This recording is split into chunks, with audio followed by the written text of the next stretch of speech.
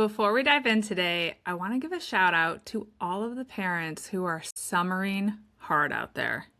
As I'm recording this, it's the end of June, and I've gone on a girls' trip, taken my girls to see their two favorite WNBA basketball teams play each other. I've gotten the girls to and from daily swim practice and weekly tennis lessons, spent hours and hours at 4 different swim meets, gotten my girls to and from soccer camp for a week, and I've been playing in my weekly USTA tennis matches. I've also continued to feed my kids daily, which frankly might be the most exhausting part of it all. Now I'm starting to pack my kids for sleepaway camp because on July 4th, we're going to drive from Virginia to Indiana where my kids will spend a week at camp where I went to camp as a kid. And then my husband and I will spend a week in Chicago working and hanging out with old friends. I love summer, and it's a different type of tiring. Every day and week throughout the summer is different. No 2 weeks are the same. If you can relate, just know that you are not alone. I hope you are having a great summer, which we are, but I also want to acknowledge that it's okay for that to include the and. It can be great and exhausting, particularly when you have young kids. Okay, on to today's episode. If you have a child who is preparing to go to preschool for the first time or who is heading back for another year of preschool, this episode is for you. We're going to talk about how you can transition from this summer mode to getting ready to set your child up for a smooth start to the school year and just an overall great year. Hi, I'm Allison Egidi, a pediatric sleep and wellness coach and a mom of two. I love to help parents find solutions. This is How Long Till Bedtime.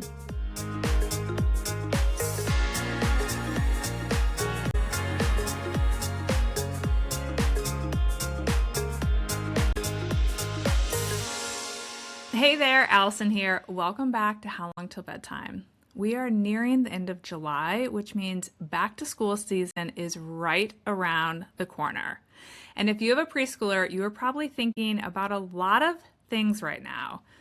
Do they need a backpack, new shoes, school supplies, maybe a lunchbox?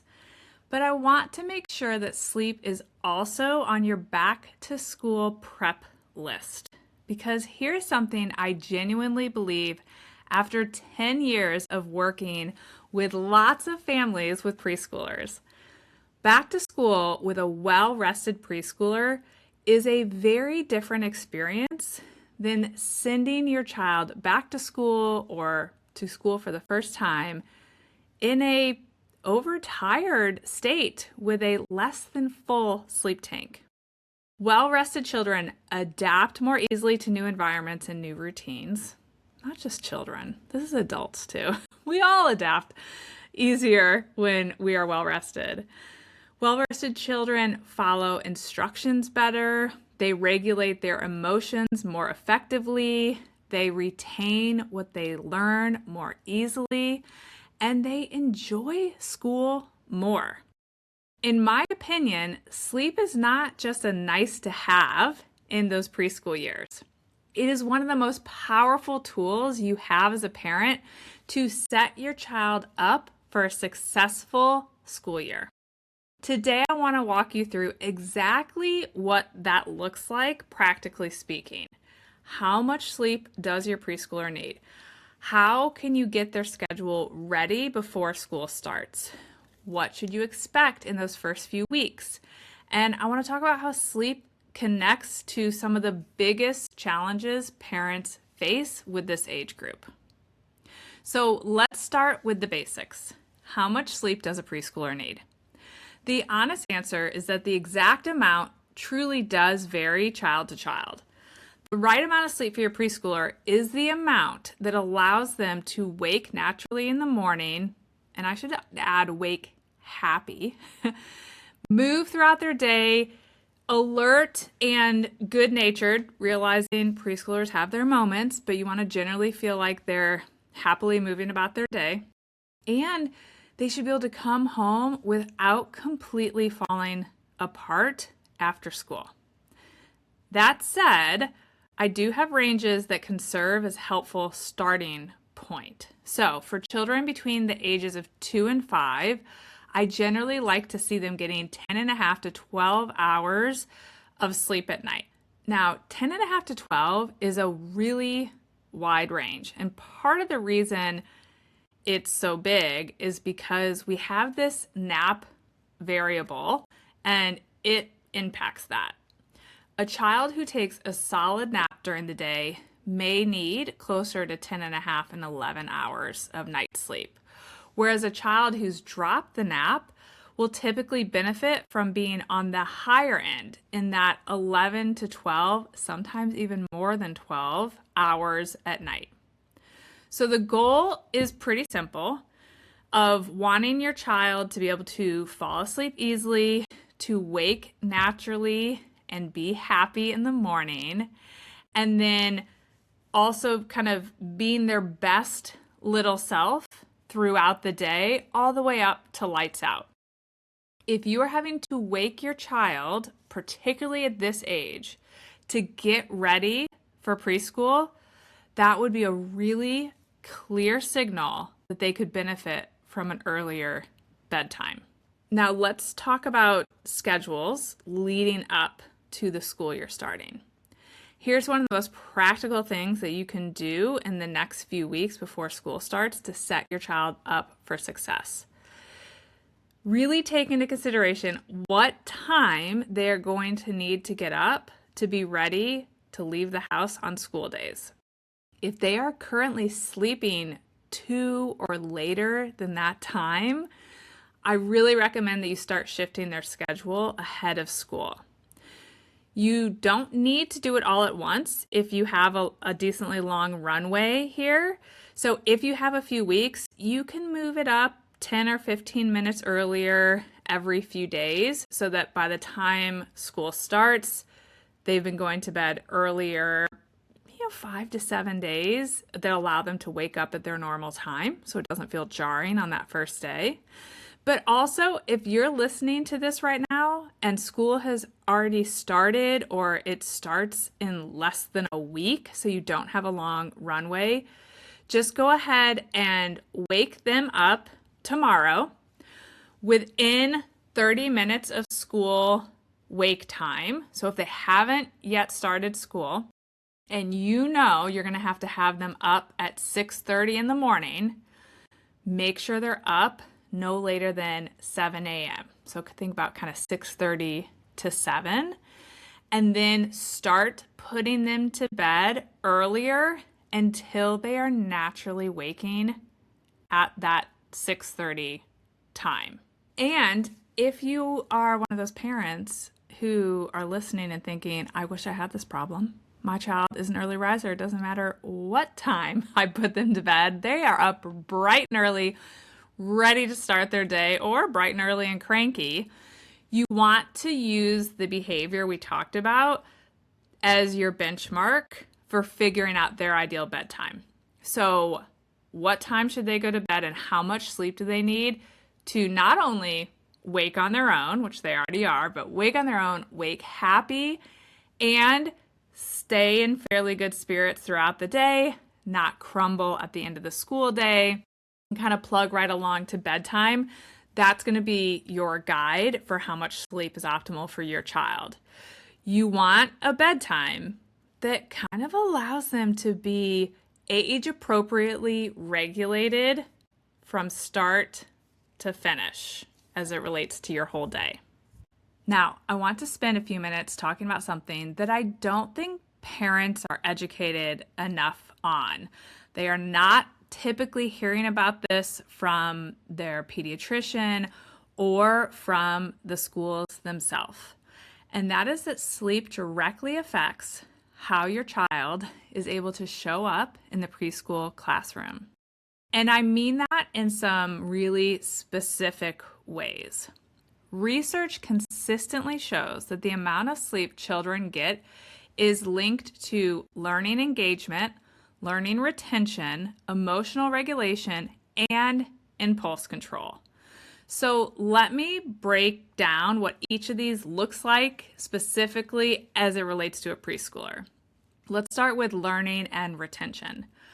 When your child is well rested, their brain is primed to absorb and retain the information that they learn. So sleep before learning sets them up to actually be able to take it in, and sleep after they have learned something allows their brain to store it away and remember it. When they're overtired, that capacity is significantly reduced. So if you want your child to get maximum benefit from what their teacher is teaching, sleep really matters. Let's talk about emotional regulation. Preschool involves a lot of big moments. There's sharing, waiting your turn, navigating conflicts with other kids, managing frustration. A well-rested child has a much easier time handling all of those things. An overtired child is working with a much shorter fuse. Today's episode is brought to you by Cozy Earth, and I have to be honest, this one feels very on brand for us. You know I talk about sleep environments all the time, and temperature truly matters. So when Cozy Earth sent me some of their products to try, I was genuinely excited. First, let's talk about the bamboo sheets. You guys, I did not know sheets could feel like this. After I put them on the bed, my husband immediately noticed and commented on how soft they were. And I don't know about your partners, but mine is rarely commenting on bedding. These sheets naturally wick away heat and moisture while you sleep, so you're staying several degrees cooler without doing anything differently. And I can vouch for that because I have not been waking up hot since we put these on the bed. Game changer. They also sent me a bamboo pajama set, which is incredibly soft, breathable, and also temperature regulating, and I am already dying to get another set. Everything Cozy Earth makes is designed around one thing, comfort that actually delivers. And here's what I love, they back it up. Every purchase comes with a 100-night sleep trial, so if you don't love it, you can return it, hassle-free. Plus a 10-year warranty, because comfort this good should last. Head to CozyEarth.com and use my code SLEEPCOACH for 20% off. And if you get a post-purchase survey, let them know that you heard about Cozy Earth right here. Because home isn't just where you live, it's how you feel. Comfort lives here, Cozy Earth. Back in episode 104, I spoke with Elizabeth Lane, a preschool teacher, and something she said that kind of stuck with me was when she talked about how when a child arrives at school already dysregulated, so already I don't want to say overly emotional, but very emotional or already upset, that it can take 10, 15, 20 minutes for them to settle and then rejoin the group. And in a preschool classroom, 20 minutes can be a significant chunk of the morning. And so the child is kind of missing a chunk of what they could be getting enjoyment out of and having a good experience during. And a well-rested child is more likely to be able to walk in the classroom calmly and just be ready to play, learn, and enjoy their time at school. They get to jump right into the activity. They get to connect with their new little friends, and they get to just generally start their day on the best possible foot. So speaking of that, let's talk about drop-off and separation anxiety. And this is one that I don't think parents connect to sleep often enough. Research and my own experience with my own kids and with working with hundreds and hundreds of families suggest that sleep affects separation anxiety and overall anxiety in young children. And let's be honest, it's not just young children, it's all of us. But an overtired preschooler is going to have a harder time at drop-off. The volume on a child's separation anxiety is going to be turned way up if they are overtired. A well-rested child has more capacity to handle the transition, to separate from you, to trust that they are shifting into another safe environment at the school, and then to move into their day happily. That doesn't mean a well-rested child will never cry at drop-off. That's totally developmentally normal. But it does mean that sleep gives them a much better chance for an easy drop-off. Wouldn't it be great if 9 out of 10 drop-offs were seamless? Sleep can really increase the chance that that is what happens. Now let's chat a little bit about things that you can expect in the first few weeks of preschool.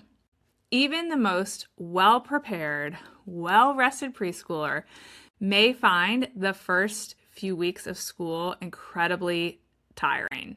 I mean, it can be extremely tiring for some kids. Whether your child is an extrovert who thrives on being around other kids or an introvert who finds all of that stimulating activity really draining, being at school all day is a lot. So think of it this way. For an extroverted child, preschool is kind of like going to a party with their favorite people all day. Remember back in the day when we weren't parents and you might daytime party? Super fun, but also exhausting. And for those introverted children, I like to say learning to go to preschool all day is kind of like being in a busy office all day. Also exhausting, just in a different sort of way. It might feel a little bit more like work rather than partying with your friends. Either way, whether your child has gone to school feeling like they just went to a rager or they kind of feel like it was a job, they're going to come home more tired than usual during those first few weeks. I like to say that kids kind of need to get in shape to start going to school. And this is exactly where a rescue bedtime can come in. If you haven't heard my episode on rescue bedtimes, it's episode 236, and I'd encourage you to go back and listen. But the short version is this. A rescue bedtime is simply a bedtime that is 30 to 60 minutes earlier than your child's usual bedtime. And in those first weeks of school, when your child appears to be running on empty by 5:30 p.m., a rescue bedtime can make an enormous difference. So don't be surprised if your preschooler actually might benefit from going to bed at 6:30 during the first week or two of school. That is not a sign that something is wrong.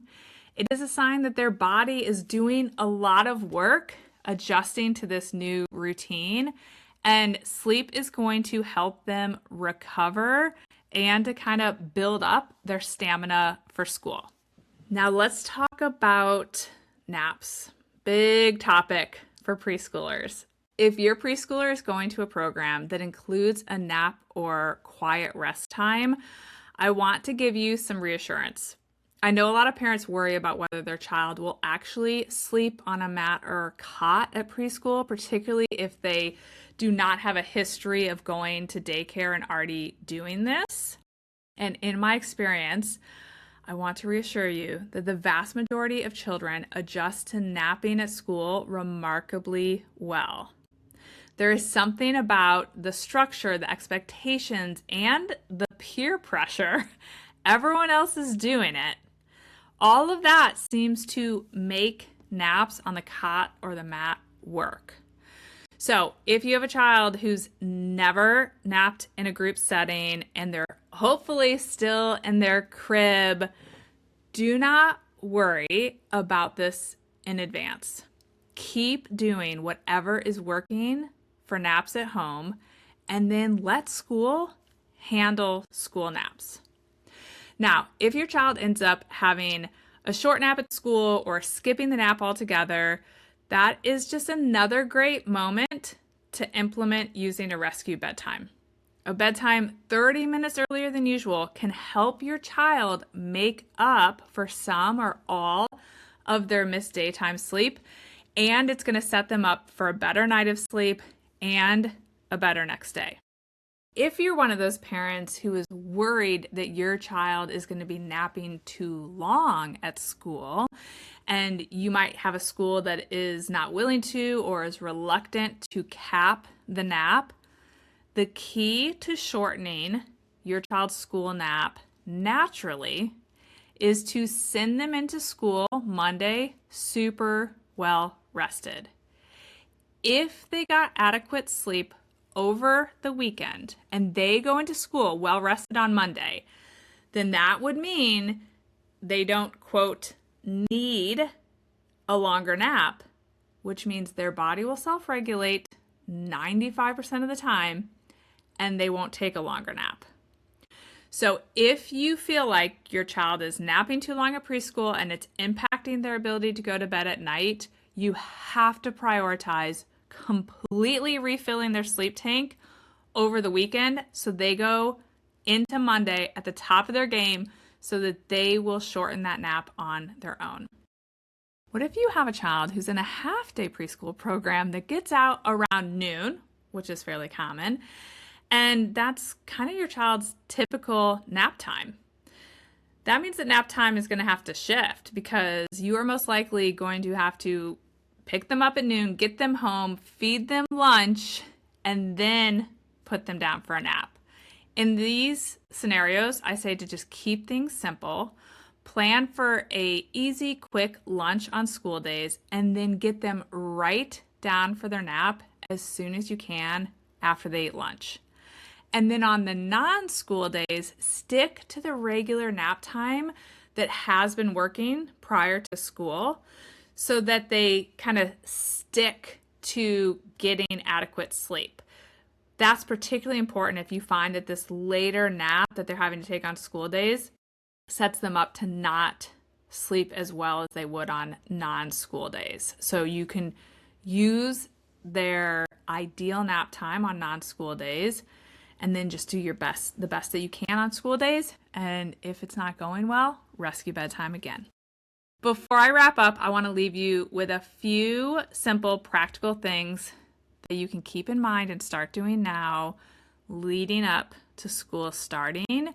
And these are things that I really think are going to help your child have a smooth transition into the school year. Start shifting that schedule. If your child's current wake time is later than their school day wake time is going to be, start moving bedtime earlier so we can get them waking on their own closer, if not at, the time they need to be up once school starts. A well-rested child going into the first day of school is going to have a completely different experience than an overtired one that is still in summer hard mode. Don't hesitate to use the rescue bedtime if the school year does get off to a bumpy start. Once school starts, watch your child closely in the first few weeks. You might not even have to watch them closely. It might actually just feel like it's in your face. If they're coming home exhausted, if they're seeming more emotional than normal, or they're falling apart in the evening, use the rescue bedtime. You will likely be amazed what 1 or 2 6:30 p.m. bedtimes can do for a preschool child. So to wrap up, if you have a preschooler heading to school in the coming weeks or just starting, remind yourself that sleep is one of the most important things that you can invest in right now. A well-rested preschooler is going to adapt more easily. They're going to regulate their emotions better. They're going to learn more effectively. They're going to have an easier time at drop-off, and they're going to come home with more left in the tank. They're not going to be completely defeated. So start to shift that schedule ahead of the first day or right away if school has already started. Don't be afraid of the nap. We don't want to cut it too early. Use a rescue bedtime if your child is getting overtired. And I hope they have an amazing school year with lots of new friends. If this episode was helpful, please share it with another preschool parent who is starting to think about back to school or has been telling you about the bumpy start that they're off to, because this may help them as well. As always, thanks for listening, and I hope you'll come back next week. Bye for now. Thank you for listening to How Long Till Bedtime. To learn how we can work together to improve your child's sleep, pleep and wellnesscoach.com.